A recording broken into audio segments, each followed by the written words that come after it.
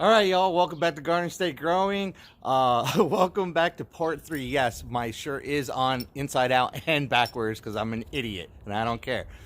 But this is part 3 of the obnoxiously long growing strawberries video, vlog style conversation with my son.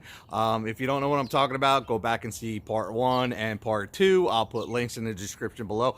But I want you to see something. Let me take you down and show you. All right, everyone. This is the bed where I planted all of my carrots about 2 weeks ago. And I gotta tell you, I was getting a little scared because it's been cold out and you know, germinating carrots is so temperamental. If you let them dry out for a second, you just won't get carrots. But check this out. I've got germination. Hell yeah. And it's like that. I lifted all these off and it's like that under every single one of them. The soil is still nice and moist. It's doing good. It's chilly. Soon as that warm weather starts coming in the next 2 weeks, and these get, like, I'm going to check them every day. And once they get like down, and they're getting squished down by the cardboard, I'm going to remove the cardboard and just let them grow. So I am psyched. So, with that little update on my carrots, here's part 3 with my stupid shirt, part 3 of growing strawberries, having a conversation with my son. I hope you like it. Have a great night. If you do, comment, share, you know, all the good stuff. Bye.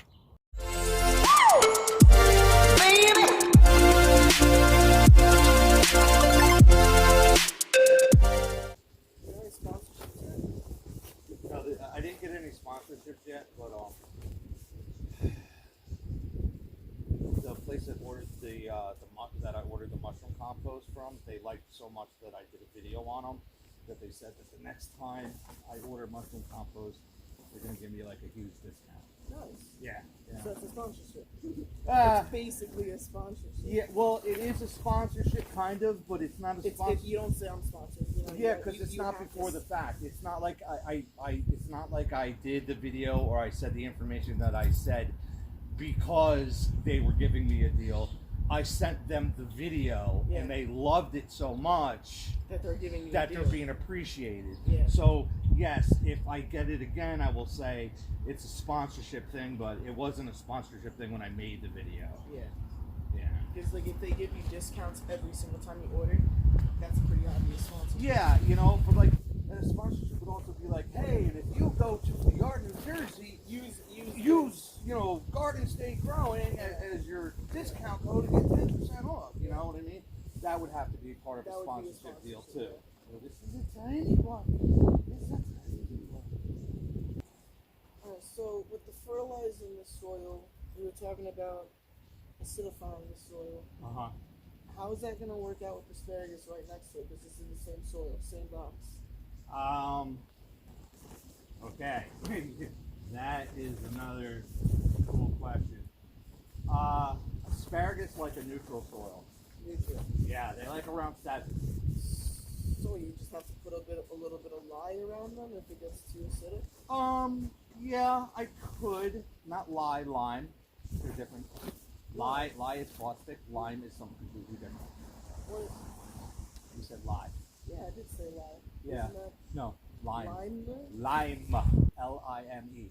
Yes, lime. Oh, okay, because I'm pretty sure lye is also basic, isn't it? Yeah, but it's also very caustic as well.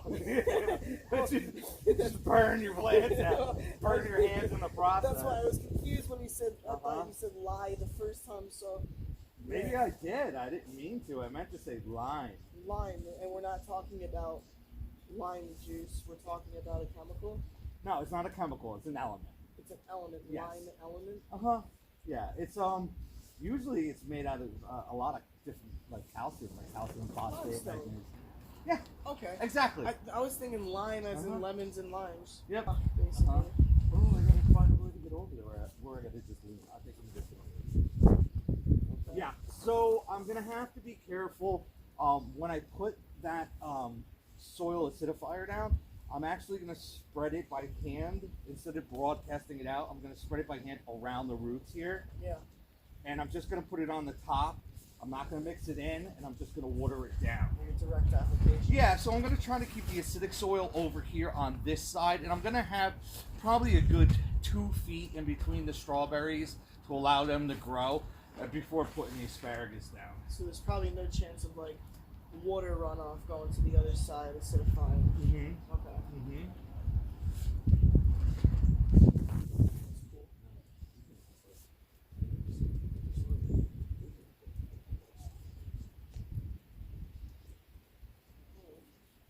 So like, when did these start to look like strawberry plants? Because these just don't look. They just look like roots. Yeah, exactly. Well, this is what's called a crown. Okay, and farmers do this. They grow the roots and then they harvest the actual plant on top, and they allow the roots to grow, and then they just sell you the roots. Like if you went to a box store and you bought plants, they would have leaves on it already. They've been in a greenhouse. They're grown. Yeah, they're grown already. So this is almost like taking a pineapple top. Yeah, exactly, and it works great. When I plant, the reason why I plant my asparagus over there is because I also get them in crowns, and I'm also going to plant them in almost the identical way. I'm going to spread the root structure. I'm going to make them out. I'm going to spread the root structure, put it down, and almost plant them exactly like I'm planting these nematodes. Yeah, ever watch SpongeBob SquarePants?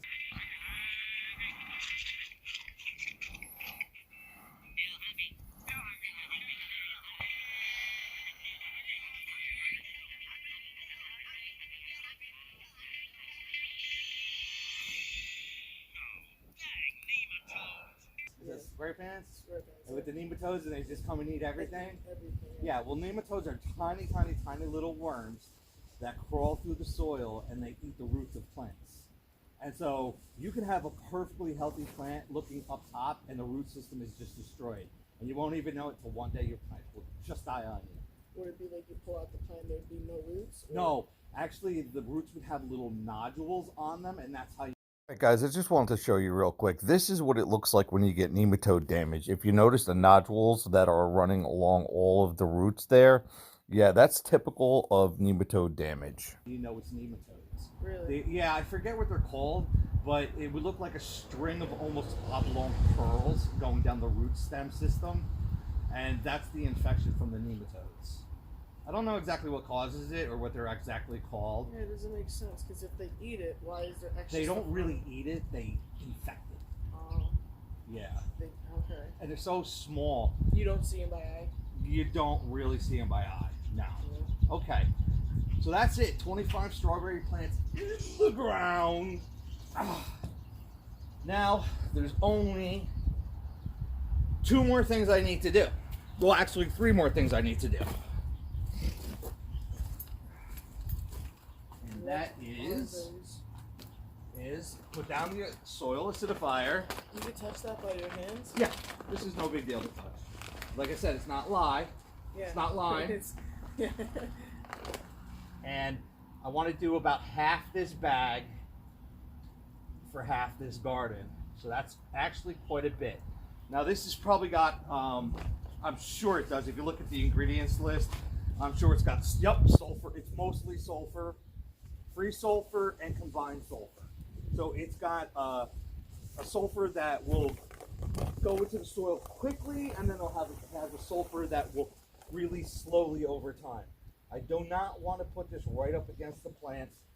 Yes, it could burn the plants if I put it too close. So I just want to put it around the whole root system.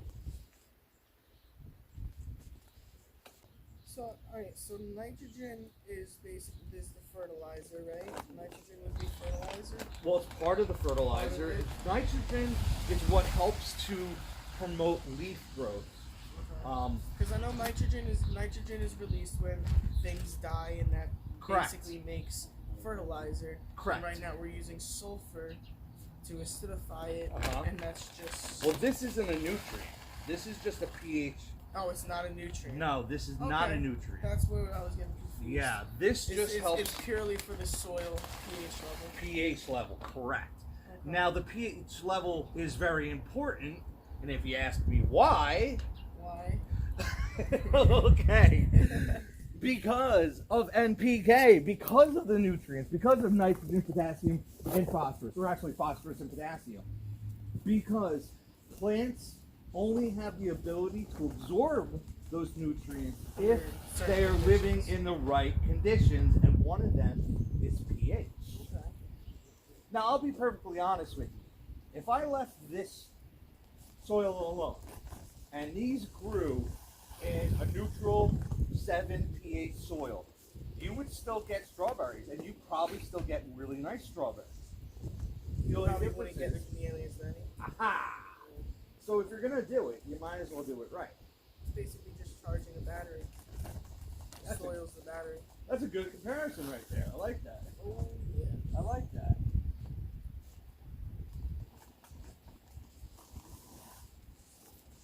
So you're getting close to half the bag. Yeah, I am. Yeah, yeah. By the time I'm done, it should be close. I know it looks like a lot. I mean, and if you, I mean, I added a lot of stuff to this, and I know that's intimidating for like a beginner farmer. They go, oh my god, that's so much stuff. Well, worm poop and chicken poop and peat moss and Yeah, I don't grow anything, and for me, it's complicated enough when you say check it every couple of hours. Now you tell me I gotta make the pH level of the soil do? You're like, nope. you don't have to. You don't have to though. For beginner gardeners, Yeah. you don't have to. For a beginner gardener, planting 101 is get them in the ground. Water them, but don't overwater them. Yep. Learn how to water a plant, okay, and see how much water they need. Simple. Take your finger, jam it in the ground a couple inches. If it's moist down there by the tip of your finger, it's good enough. Leave it alone. That's for any plant? Any plant. Okay. Any plant. Now, you need to take things in consideration, though. What climate are you living in? Is it a really hot climate? So you're in Arizona, you might have to water it. You're going to have to times. water more. Yeah. You know what I mean? So even if you put your finger down there and it's a little damp, But like Washington State, you probably don't need to water it at all. exactly. Yeah. You know you're going to get a couple days. Strawberries should be watered probably twice a week. Okay? How much how much for this surface area? Until I see the water well draining. Like if I see it start to puddle up on top, then I gotta stop. Immediately stop. Immediately stop and let it go and let everything drain, and that's good enough.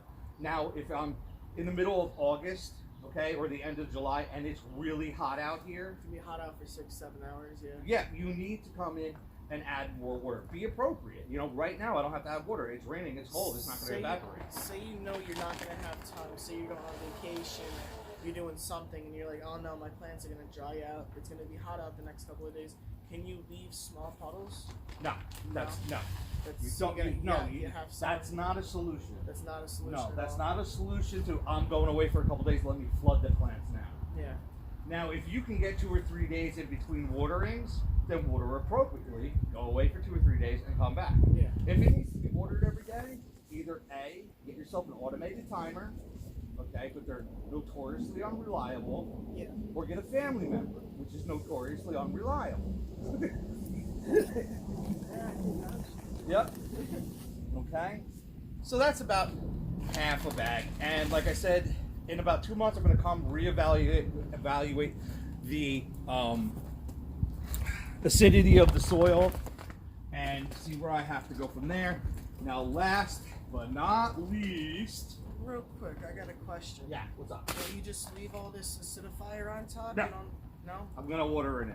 Okay. Even though it's raining out today, You're still going to water it I'm in? still going to water it in. Okay. Yep. Even if the soil is damp, which is great to plant in, even if the soil is damp and it's like lightly drizzling and raining out here, I want to get those roots situated in the soil. So I am going to come and I am going to water this down, and I immediately want to get some of this nutrients down to those roots. Okay. Now, unfortunately, because of COVID, I couldn't get rock phosphate. I know, another thing I'm adding to it. Yeah. Okay, what's rock phosphate? Well, rock phosphate is exactly what it says. It's phosphorus that's derived from pounding rocks. Okay, and root development, like we talked about nitrogen. Nitrogen is for the leaves, the growth. Okay, phosphorus is for root development. That's why this is a 552. Okay, it's low in potassium. Potassium's not as important to plants. It needs potassium. All plants need potassium. The only plant that I personally know that needs a high amount of potassium is potatoes. But I also took all the biochar and the ashes from our barbecue grill and I threw them in here, and that is high in potash as well, which is potassium, basically, when it breaks down. So now I'm just going to fertilize, and this is probably going to take about, what were the directions on this again? I forget. I think it was half a bag for an entire bed. So I'm going to do about a quarter of a bag. What's a bed? Oh, my bed? Okay, this is a butt ton. When you ask how much soil I had to put in here, it's a butt ton. Yeah. Now, if you want to know exactly, because I figured it out exactly how much soil a butt ton is, I calculated it when I did my raised bed video, and it's exactly 50 cubic feet of soil. That's a butt ton. So every time you hear me say a butt ton, you know it's 50 cubic feet or 4 by 12. Okay. Height matters too? Yes, because it's 4 by 12 by 12. 4 by 12 by 12. Mm-hmm. What's this fertilizer made out of? You said low in potassium, but Let's see, ingredients. All right, see this where it says Bacillus Bacillus. That's bacteria. Okay, that's bacteria cultures. They got, look at this, 3,500,000 of that. Per gram. Yeah, that is amazing for the soil. That is beneficial bacteria. They're going to help break down the humus. Okay. Yeah. Then you have this ectomycorrhizal. That's mushroom. Okay. Okay. That is the network growth of mushroom underneath the soil. Right. So what it does, and it's amazing because it's symbiotic with plants. Right. And what it does is it actually spreads.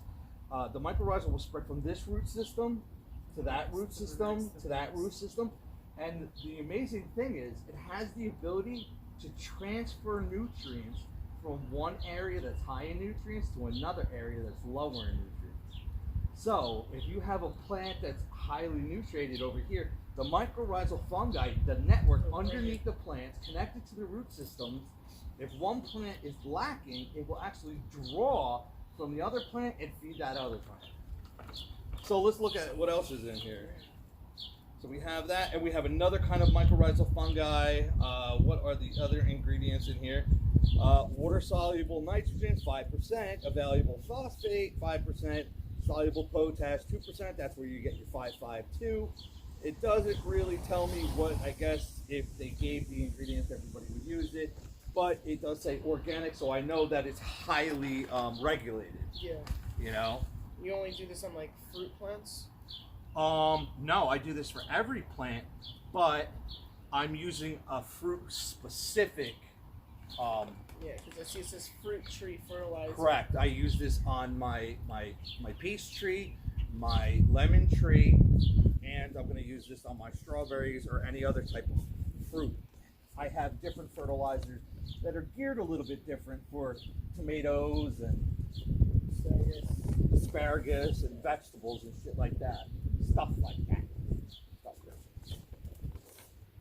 All right, so that's that. Now all they're gonna do is water it in. So what makes a fruit a fruit? Because I don't believe the internet anymore. What makes a fruit a fruit? Yeah, just like tomatoes are fruit. Yes, tomato is a fruit.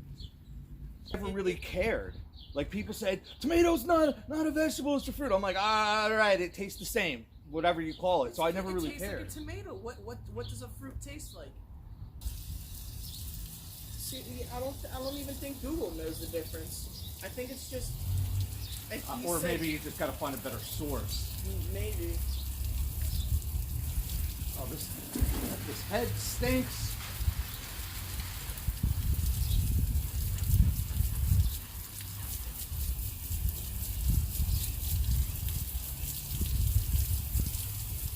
All right, I'm not going to go crazy because they are going to drown. But see how the water is puddling up in between the mounds? He's captivated between the difference of a fruit and a vegetable. Yeah. No, that's fine.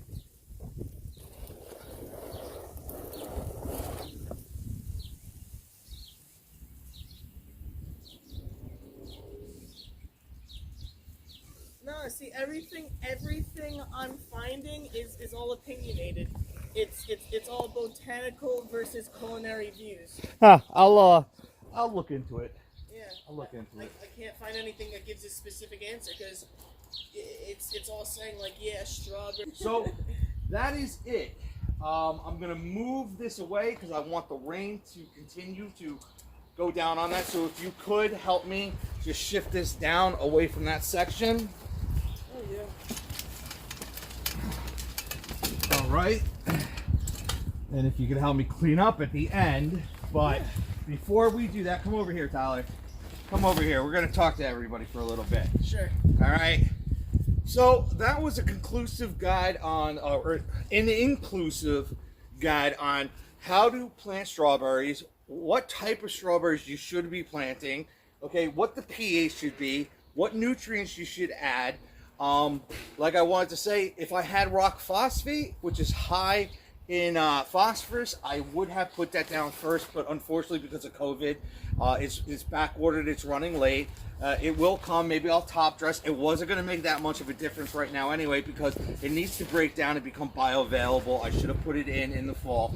But what else did we talk about with these strawberries? We talked about mounding them up so they had well drainage. I don't know if you saw, but the water puddled up down the gullies instead of staying on top of the mounds. We talked about pests. We talked about pests in your garden, how to, well, for one, don't get carried away if you see some pests, but if you do have an infestation, there are some organic remedies. You could use neem oil or the tobacco and coffee, or look on Google and find your own solutions for it. We talked about birds and other critters. I could net it, I could cage it, I could put those rocks down. And what else? Root networking. Yeah, the networking, the mycorrhizal, all that good stuff. Yeah. It's cold. It's time to get inside. So, thank you for joining us here on Garden State Growing. Welcome my son Tyler along for his first video on YouTube with his dad helping me. It was amazing that you always had like the right question to ask. Like it was great. I loved it. I loved every minute of it. You know, you really helped me walk through planting strawberries for the people at home. So if you like this content, hit that like button, hit that subscribe button, hit that notification bell. Make sure you share it, right? Like it. Share it, like it. Subscribe. Send it out to your friends, send it out to your family. I hope you like this video. I love you, and I will see you on the next episode. Wash your damn hands. And wash your damn hands.